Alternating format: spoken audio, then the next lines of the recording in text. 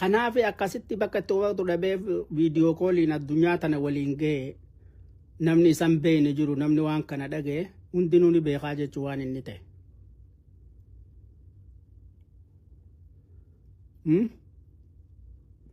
Tartiibaan ani waa hedduu takkaan harkaa qabaa hundan yeroo namni wal ga'eettiin dubbadhaa. Hoggaan achirra dhaabbadhee laalu Caffee Raammoo seenaan isaatii fi seenaan wadala harree wal fakkaattii jechuudha. Wadalli harree jaartii isaatii fi ilmaan isaatillee faamilii isaatillee waraabessarraa dhorkuu hin danda'u jechuudha. Caffee Raammootis akkasii jechuudha. Nama faamilii isarraa nama tokko dhoowwuu dadhabe nama kana ni beeka inninis ni beeka faamiliinis ni beekti seenaa dhugaati jechuudha. Kanaatutu asirra qabaa nagadhiisaa jedhee waan hin beekne keessa seenee laaqaa. Ammaas waan na dhibe. Booda bal'inaan itti dhufnaa beekaa ammoo. Ammaas wanni na dhibe. Akkamitti akka seenaan isaa akkas taates bal'inaan isiniif. Ammaas waan na dhibe. Jawaar Mohaammed irraa dubbata. Jawaar Mohaammed halkanii guyyaa arrabsaa jechuudha. Mee dhuguma rabbii yoo dubbanne horteen Caffee Raammis fa'aa odoo walitti qabanii warshaa geessanii cafaqanii Jawaar tokko ni bahanii. Murteessaa tanas murtii isinumaaf hindeessa. Odoo walitti qabanii horteen Caffee Raammis fa'aa walitti qabanii cafaqanii tokko deebisanii Jawaar Mohaammed ni bahanii. Leenca gololchaminne tokkicha dhumuuga osoo doktoraa fi piroofeesarri meeqa taa'u duubaan dhufe addunyaa tana raasee hojiidhaan garsiise jechuudha. Isa xiqqeessuudhaaf takkaa'u isaan qixxaatuudhaaf isa arrabsaa jechuudha. Dadhabbummaa fi wallaalummaa isaa akkasi garsiisa. Akka jeemmaas inni baadiyyaa iyyaala baadiyyaa dhalatee jira. An baadiyyaa miti ragaa qabatamaa fi kijibaan raga fageessa jani handhuurti xiyyaa'u magaalaa awwaalamtee jechuudha. Akka isaa gaafa baqaa biyyaa ba'e magaalaan agarre. Akkasitti akka hubatu. Baadiyyaan arraba qabdiifillee miti immoo. Baadiyyaadha. Handhuurti nama baadiyyaadha jechuun magaalaa namaa uuma. Kanallee hubannoo dhaba isaatiitu kana isa dubbisa. Namni wooma sirrii takka yoo ji'e silaa bareeda. Raammis eessaa dabee jennaan Oromoon hundarraa ijaan bakkuma Raamat durraa dabee jan. Caffee Raammootis argamuma duraa irraa dabe isa nama waa shani isaa dabaati. Kanammoo bakka irra dubbannu achi urrebuus waaqayyoo jettanii YouTube jala dhayxanii TikTok jala dhuftanii achitti gartanii bal'inaan dubbanna akkasin naa hubadhaa biraan naagaa qophiin naa eegaa jechuudha. Kanaaf yaa Oromoo namni kun osoo haguma beeku dubbate isaaf wayi. Caffee Raammoo uumamumaan wanni 4-5 isa daba. Namni waa 5 isa daba deebi'ee badee dhabamuudhaaf muuluma 2-5 daba. Akkamitti yoo jenne Caffee abbaan isaa fuuni daba, haati isaa heerumni daba, isa dhaloonni daba, guddinni isaa daba, jireenyi isaatis dabaa jechuudha. Nama waa 5 dabaati jechuudha dhalootumaanu. Namni waa 5 dabaan dhalate hulaa 2 qofa dhawutu isaa hafe malee nama garattee sassaabbatee ka'ee jechuudha.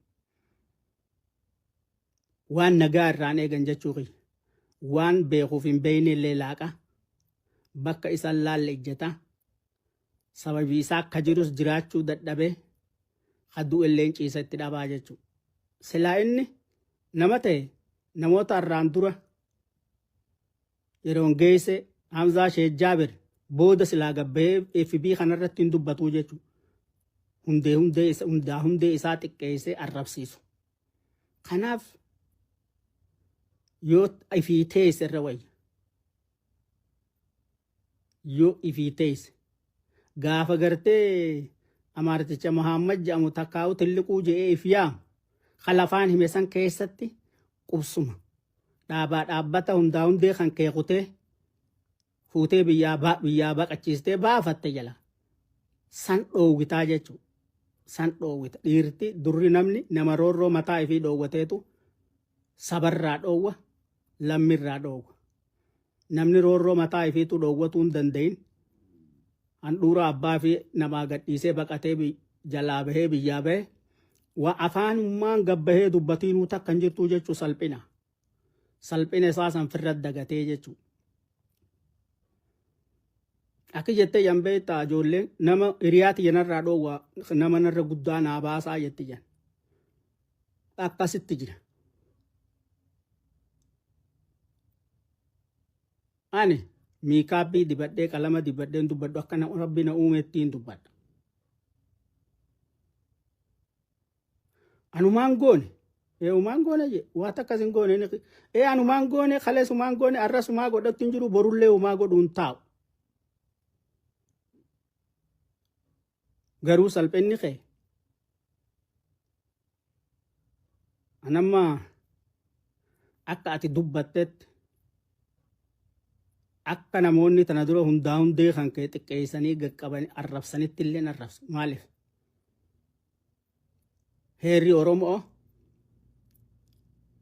waan hin beekuuf. Heerri Oromoo maal jedha? Hiriyaan abbeeti hiriyaan haatetii jedha.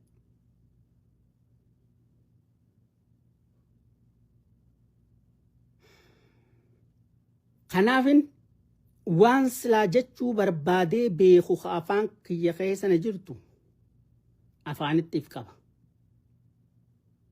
Wanni kun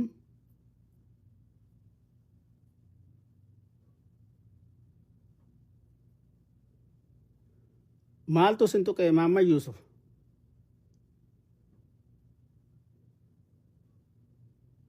Ifumaaf if hin tuqinaa malee namni naman tuqu. Yoo abbaan if tuqe immoo namni nama ifumaaf if tuqite malee naman komatin.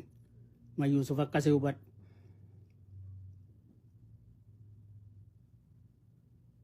Waggu takka namaan nama arrabsaa hoggu kudhan abbaa if arrabsaa jedhan. Kunoo jettee hoggaa quba tokko naman laattu qubni lama hoggaa naman laatte afur sadii kun ati hoo jaji. Kanaaf namni hundaa hundeen dabumaan baduu ta'a.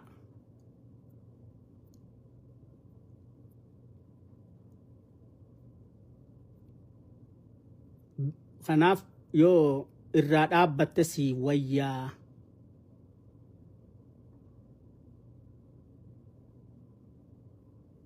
Gaafa tilliquu takaa'u amarticha Muhammad sanfirraa dhoowwite handhuuraa abbaa kan keessan kabachiifte natti as deebitaa jechuudha. Kanaafuu amarticha tilliquu nama tilliquu firraan dhoowwiniitu sabaa fi biyyaafin roorroo sabaatii biyyaatiin dubbadha jee hoggaa gabba'u qaaniidha. Kanaafuu qaanii tan ta'e hudduu firraa ol qabdee naman garsiisinii addabadhuu taa'i. Addabadhuu taa'i.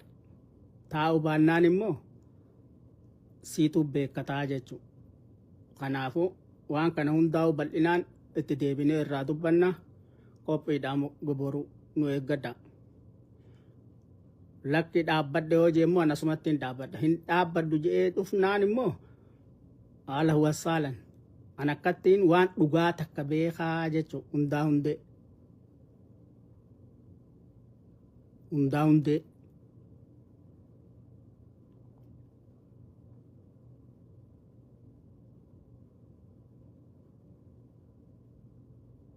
Miti hin jiru namni kun yoo je gabbayee deebisaa haa kennu.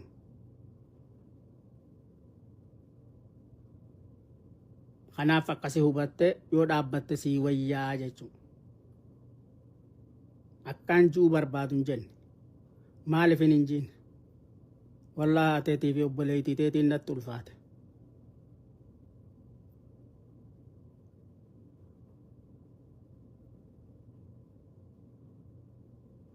Hedduu natti ulfaatan.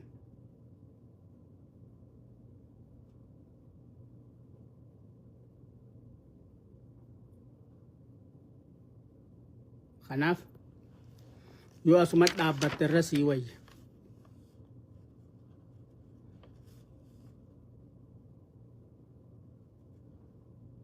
Tokkollee namni ati dubbattee injifattee injifannoon galte hin jiru. Hundaa hundee tante itti xiqqeessuu itti arrabsiisuu malee hojiin tante. Kun immoo nama mataa qabu ilma mataa qabu tokkorraa safu.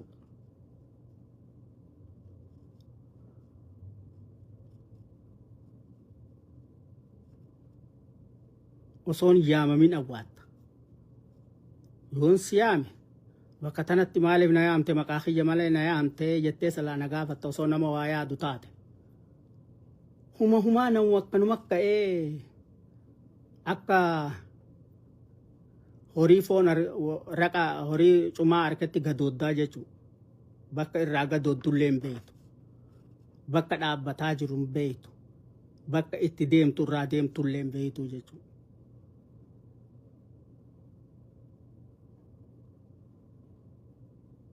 Kanaaf taa'i dhaabbadhu adabadhu.